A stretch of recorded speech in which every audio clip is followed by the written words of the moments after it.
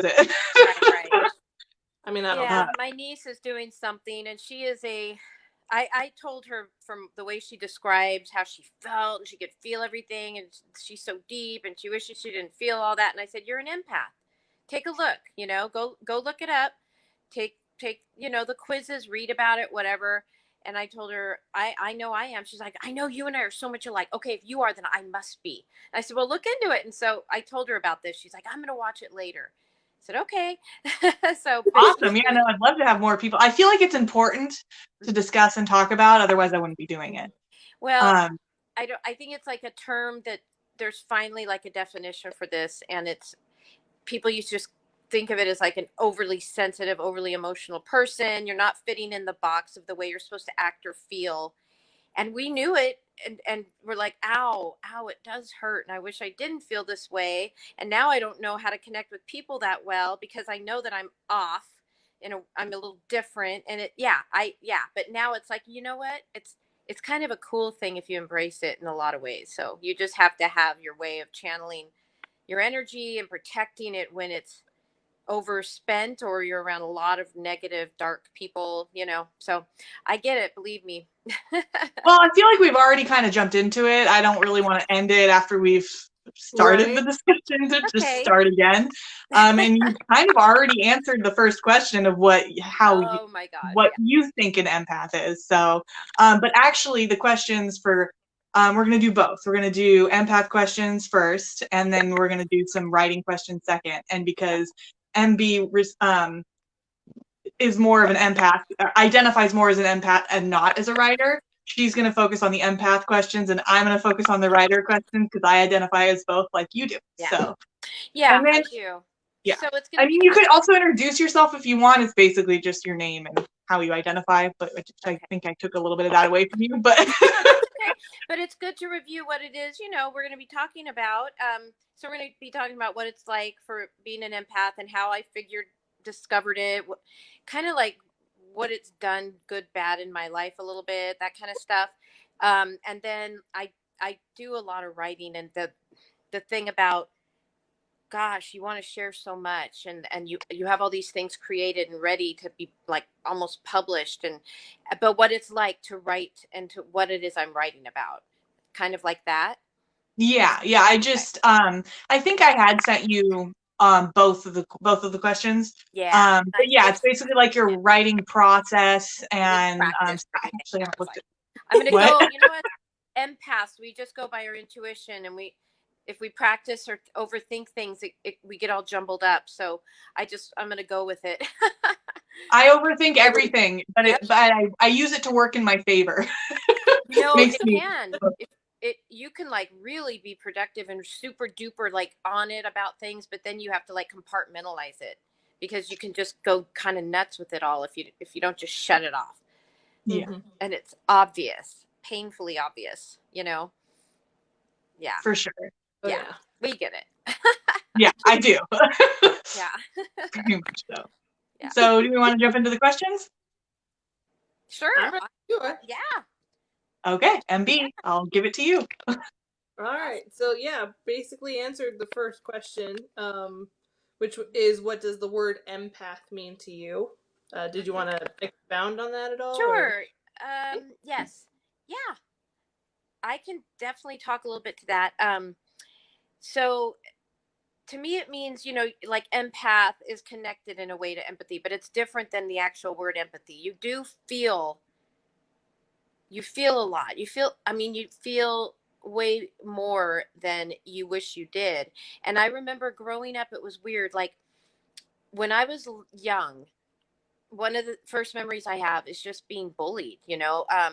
Kids would just block me on the block, and they would tease me and do things to me, and I'd cry and I'd get so upset, and it would freak me out. Like, how could people be so mean? I don't get it. And I thought everybody felt everything the way I felt. And I was like, how can you not feel this? Like, feel how bad this is to be this way, or to enjoy just thinking, haha, that's funny. And I mean, I wanted people to like me, and I wanted people to feel good around me.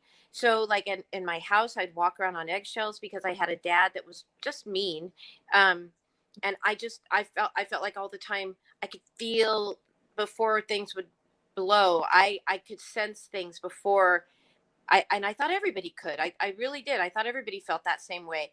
And I was always just trying to keep the peace, keep things so everybody felt good, because what I'd feel, it would just jolt me. So no, don't be upset. Don't be this way or that way, because I'm going to feel it and it's going to hurt me too. So then when I'd go out in the world as a little girl, I used to like give away all my stuff. Like I wanted people to be my friend, and I wanted them to feel good. And it was a way to like, let's just like, I want things to be nice and peaceful, and for you to be kind, and I want the good energy. I need to feel that. And if I give you things, I feel that instant sense of I made you happy, and that made me feel good. And so I was but then I became, later in life, feeling that way all the time. Sometimes it also showed as um a mind reader. Now that's another thing, like maybe you two can connect, or other empaths can understand what I'm saying, but it was like I had psychic abilities. Does that make sense at all? Like I would people would be like standing there, and I could just feel what they're thinking. And I'd say, don't do that. Or like, and they're like, oh my God, were you reading my mind? It's like, I don't know if you want to call it reading your mind. I could just feel your energy. I could feel what you're feeling and thinking. It could connect to maybe your thoughts. I don't know if that would be like a mind reader, but I just felt other people's energy so much that people would thought I was in high school. I was known as like, being a psychic or something, because I was always so sensitive. And one thing that helped me was being in theater, but I'm going off into another thing. The bottom line is, to me, being an empath, Maybe that's an empath thing too, because I I'm do like, that all the time. like your mind goes into all you're feeling your thoughts, and the feelings that are going with your thoughts make you go off to another place. But yeah, being an empath is it's an intense. It's like your tentacles. People have nerves under their skin. Ours are sitting right up top and can feel everything. And it hurts. You have to find ways to manage it. And I know at times in my life it's led to doing things to block it, like drinking too much. Sometimes you could become like an overeater.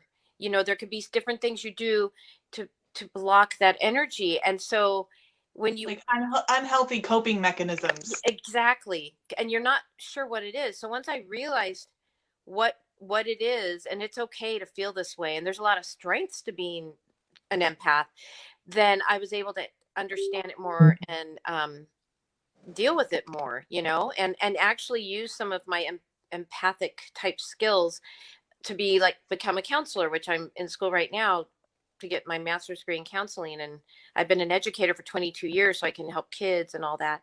But I got to tell I you, definitely feel like a lot of empaths, sorry, I feel like a lot of empaths do go into the healing yeah, profession. the helping and the healing professions, it sort of saved me. My dogs, but that's okay. We're in our houses, so that happens.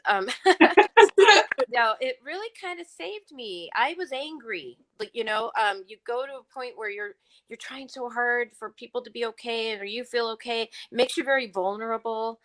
And then things would happen to me, and I'm trying for the good things and peace, and then people hurt me, and I became very angry and resentful. Um, I mean, it took me to a dark place a few times in my life. But then I once had this dream, and I don't know about you guys, but dreams are intense and like really vivid, and I had this dream, I was falling apart. There was just a lot of different variables of this dream where I was just falling apart. And it was very symbolic to kind of what was going on in my life. And then all of a sudden, it's like all these kids started coming down this ramp towards me, and I stopped, and everything like froze, and my head and my crying and my anger and my pain just like went away. And I said, it's all about the kids. It's all about the kids. And this was years before I went back to school to be a teacher, a special education teacher.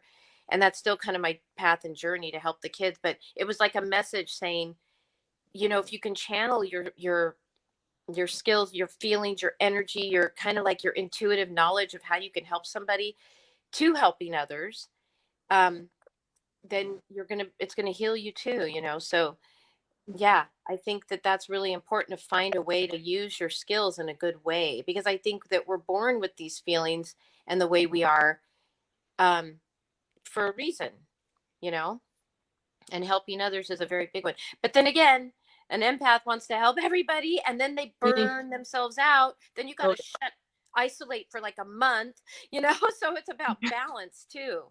It really is about balance too, for sure. So, Yeah, yeah. Yeah. I So, definitely agree. yeah. Yeah. So, anyway, being an empath is painful. If you don't understand it, you get, people, or you just feel different than others, and you feel confused and hurt easily. You can also feel love so deeply, and it hurts if you don't understand that other people just don't feel the same way you do, understanding that your little nerves and tentacles are out there like this, when others are just kind of like laying flat, that you can go, okay, that's all right, that's the way I feel, Well, that's one of the reasons why I was called to write this book. It didn't start off as a book. It actually Yeah. started off kind of more of a selfish thing for me. But it turned into something that was bigger than myself, and I feel like there's messages in there that I didn't get as a child growing up, being an empath and knowing that I was sensitive and knowing all of this stuff, but not having a term to go along with it. And even when the term did kind of pop up, I didn't connect with it for years because, I love differently and I'm just never going to be able to get the kind of love that I give out. Right. That's just That's something a that good for point. some reason I won't get, That's which is a very really good point. sad thought.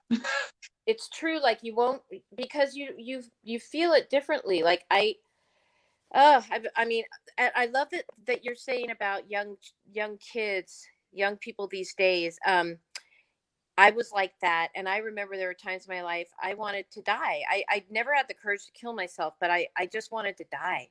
I got picked on. I was, just treated horribly in many ways, and it hurt so bad, and I just felt so misunderstood. And but then when I got into art, like acting, singing, and doing other things where I can express myself, and then it was something I was good at. You got to find your niche and a skill, and in your own quirky way. Like I was part of like the nerdy group, then I developed, but then I was in drama club and all this stuff, and I was also hanging around with like the pretty girls, because that was kind of cool. With became like, oh, that also became like a weird way to important things. People treated me better because I would look pretty, but it's not real. You come to find that out. But in any event, I had to follow my own path, and a lot of kids these days, they can't be told or taught or forced to fit into that round peg. You need to be able to find your own square pegs